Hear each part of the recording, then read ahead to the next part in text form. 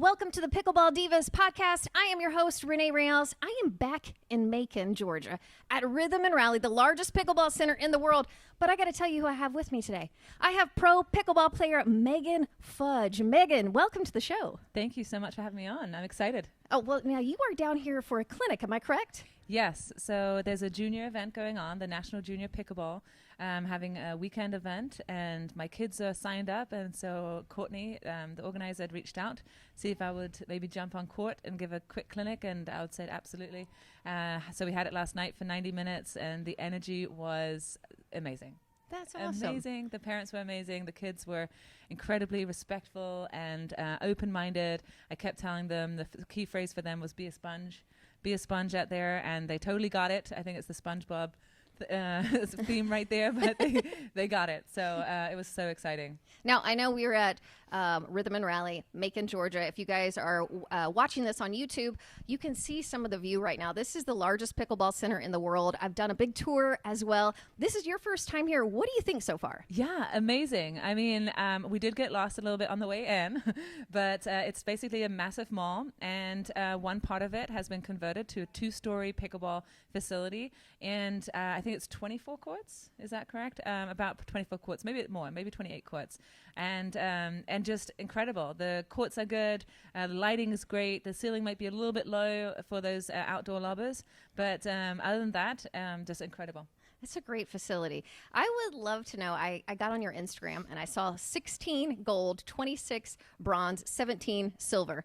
That's pretty impressive. Thank you. I try to keep up to date. It's hard.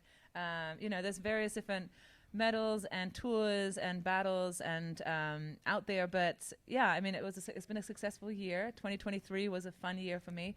It was an amazing journey for my family. We got in the RV and just kept driving, so we never came back. We thought we were going to get a break and come back to Florida in between, but we just kept driving across the country to tournament, and yeah, it was. I just kept on, I guess, getting lucky every weekend. Well, take us back a bit, because honestly, your story and this RV story sounds like something out of a pickleball movie, quite frankly. I'd love to bring this back to, you went to University of Illinois, not Illinois for those people that aren't Midwesterners, Division I tennis. Yes. And then from there, during COVID, if I'm hearing correctly, is when you picked up, you and your husband both, who is a pro player as well, picked up pickleball? That's right. We heard about this funny thing called pickleball on YouTube during COVID, during the lockdown, like everybody's antsy trying to, what are we doing with our lives kind of thing. And people kept popping up on my Facebook, my social media, like pickleball. And I'm just like, what is this? Like, what could this possibly be? And so I was like, you know what? We're competitive. We like racket sports. What if we chalk up a court in our driveway?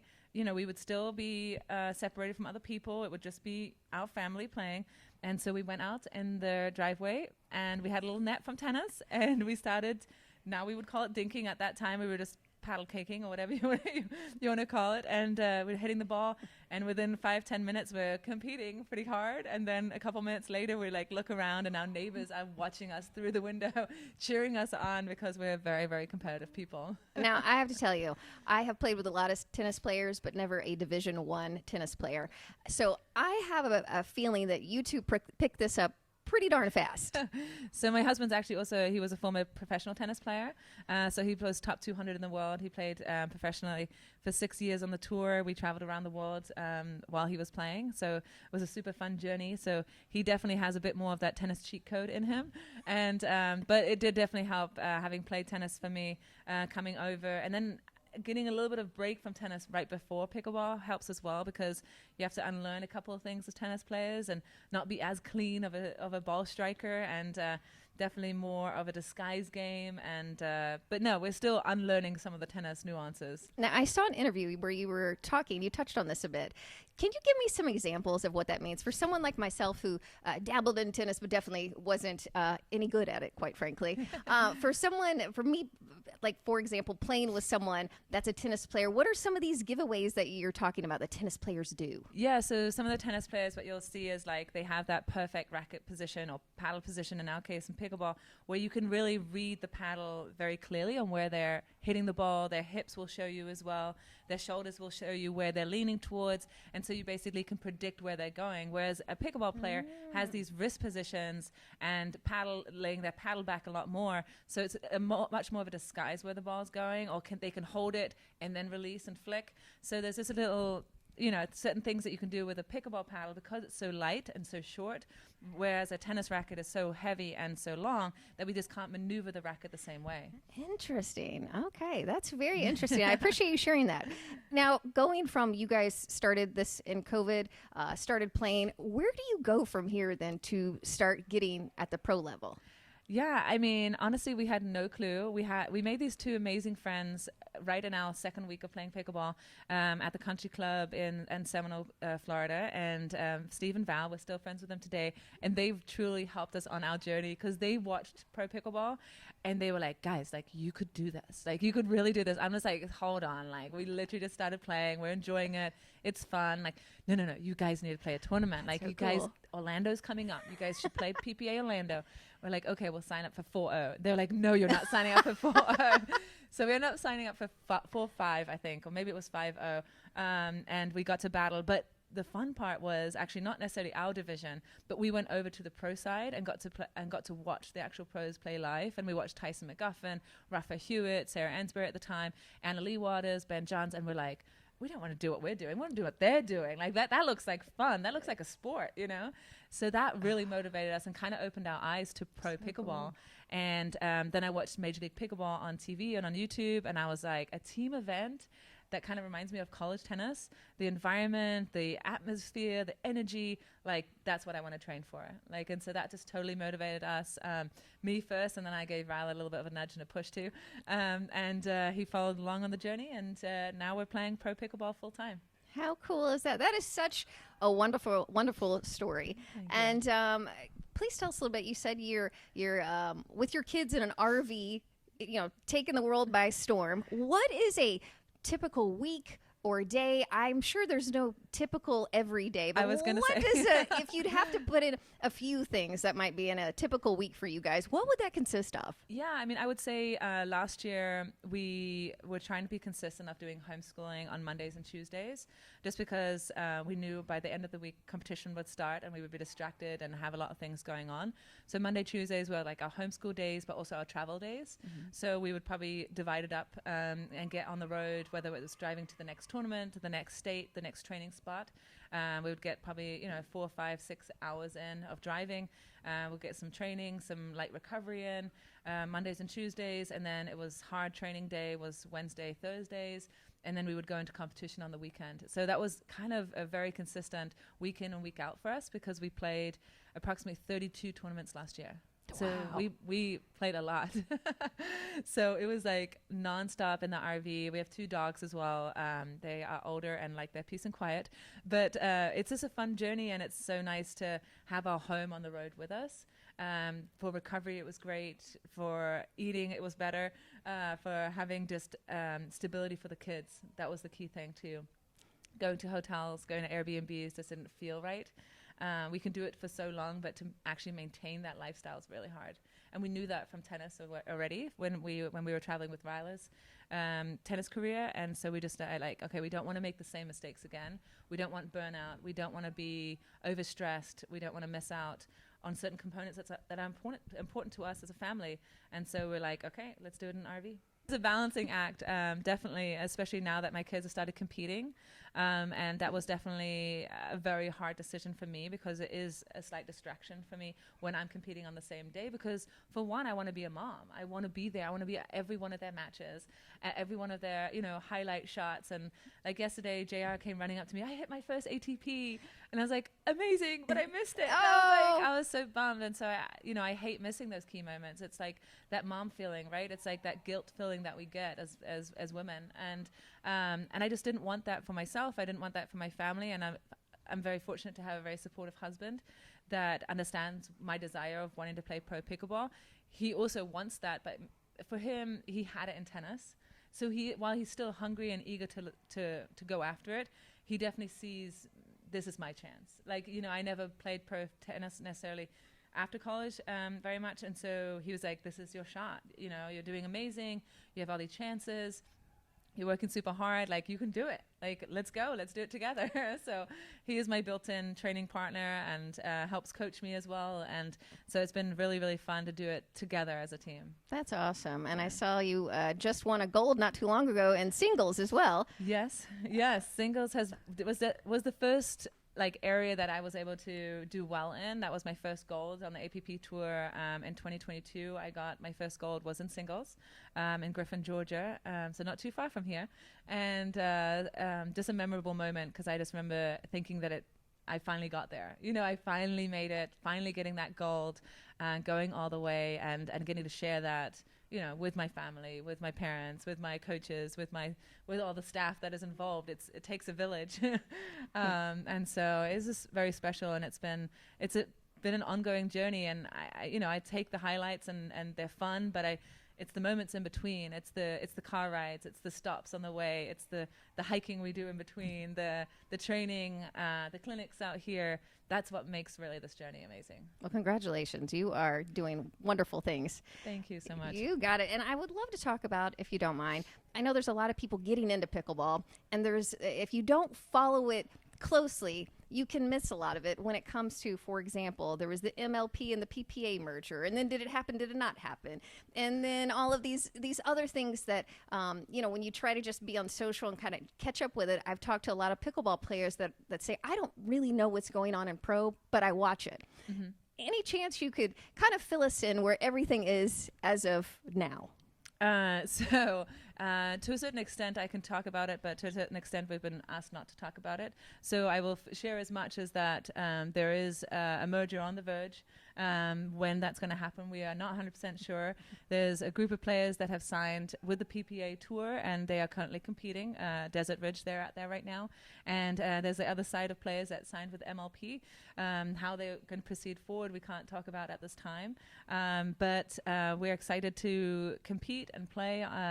We're allowed to play PPAs and APPs. So there's a lot of letters to be thrown out to newbies to pickleball. MLP, APP, PPA, now NJP. So a lot of letters, guys. Okay, keep them separate. But it is confusing, and I feel sad that that's where we are right now in the pickleball world. It's the wild, wild west.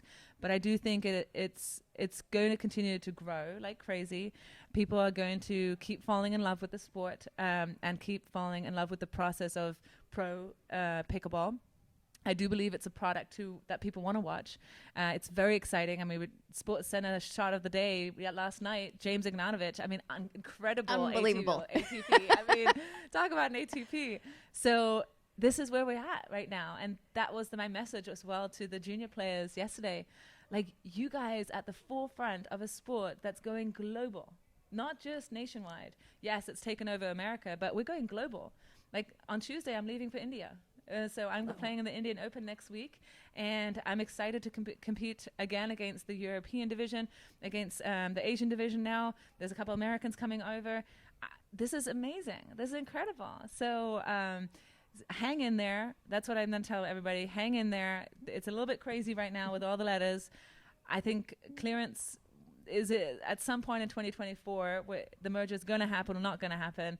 And it will sort out eventually, I think. Well, I appreciate you explaining all of that to us. Right now. Now, you mentioned, flying to India, also traveling, in an RV. What is some of your advice for people that before they play and after they play, taking care of their body? Because you play so much, it is harder on your body. Is there any tips you might give or special things that you do to help your body get the rest it needs, but also be ready to be in action? Absolutely. I mean, I'm not one of the young guns out there, so I'm one of the older players on the pro tour right now. So it's super important to me. My warm-up is important, making sure that I get my dynamic warm-up, my pre-stretch, and warm my body up before I actually even start hitting the ball.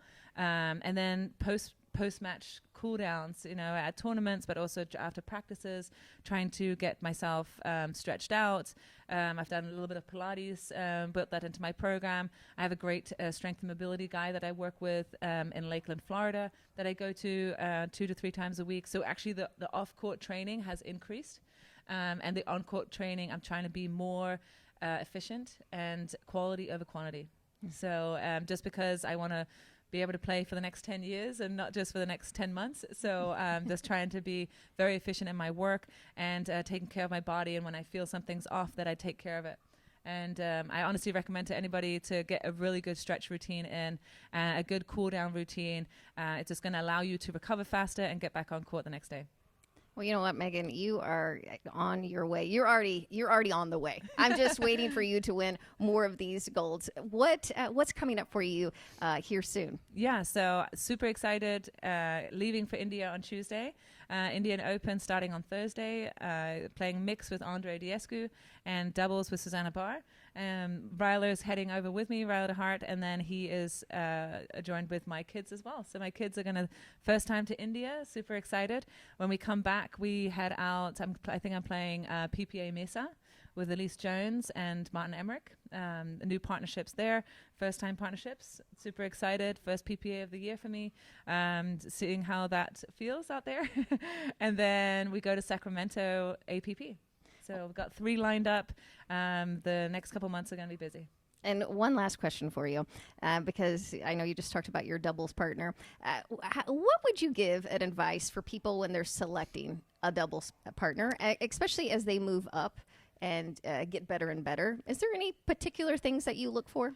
Yeah, I mean, it's not just necessarily all about the chemistry, but it's also someone that can complement your game. You have to know your game well enough to know where you're lacking or what your strengths are and what you need in a partner. So I think it's very much not just like, hey, let me play with my best friend or let me play with, who asked me. Like it needs to suit, right? It needs to, there's a couple of factors that need to be considered in the matter. And especially as, move up in the game and want to advance and play at a higher level, it's very important that you complement each other and that you have either similar game styles because you want to play a certain style of doubles, or maybe it's you don't have this component but you need your partner to have it. So it's a tricky one. I've had a really great last year with Susanna Barr. We call it the Fudge Bar. So if the name works, it doubles works. Okay. So it's been super fun. People have been asking what's happening next. What are we doing next? We're working through things. I mean, have we been perfect this year? No, we haven't. So we're super competitive and we're very eager to get better. So we're going to keep working at things and figuring things out. But on the PPA tour, there's a couple of players that I would love to play with and partner up with. And so Elise Jones is one of the players I've watched play for a long time now, and she's an absolute fighter. Talk about a mom beast out there. So I'm excited to team up with her. Well, it's an exciting time for pickleball, and it's an even more exciting time for Megan Fudge. Megan, thank you so much for joining us today. Thank you so much for having me. It was super fun. Well, you can catch Megan in India in every tournament it seems to be that you look for on television, and make sure you continue to watch us on Pickleball Divas. Thanks so much. And then if you don't mind, I'm going to do that one. I got tongue-tied on Division I for some reason. I'm just going to repeat that real quick. All right, Megan, you have a pretty impressive resume. You were a former Division I college tennis player at the University of Illinois, and you started playing pickleball with your husband, who's now a pro as well, and during COVID, and here you are now. Both pro pickleball players. Yes, University of Illinois. I mean, both my husband and I played tennis there, so it was obviously an amazing experience for us, and it was apparently a great platform to pickleball. Little did we know then, but we fell in love with pickleball. Found out about it during COVID on the lockdown, and apparently it was meant to be. I mean, we just found love with the sport. We're super competitive, and we needed an outlet, and we were looking for something to do together, to be honest. We were working 2 different jobs. Ryla was still coaching tennis. I was doing insurance, and we're like, why don't we find pickleball, and we can play together.